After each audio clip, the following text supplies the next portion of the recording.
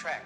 They now have found that a certain type of maize or corn which is growing in West Africa, has been growing there for many centuries, is not native to West Africa. It is a type of corn which comes from Mexico. Could have only been brought over by these Mali seafarers over 1,000 years ago. So this is the first concrete proof that they beat Columbus by centuries. And we're not just on a voyage of exploration. They were going back and forth, bringing corn back.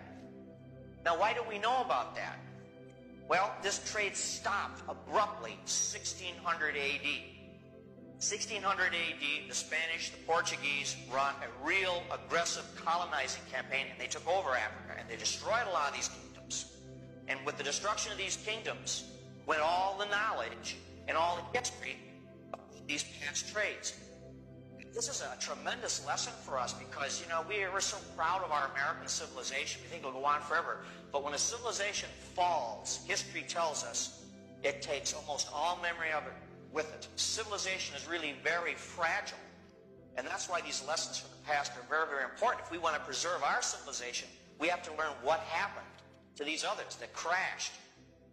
So we know for sure between 900 and 1600 AD, long before Columbus was even born, as I say, these blacks were trading, these black kingdoms were trading with Mexico. I have to refer to my notes just because this is new to me as well.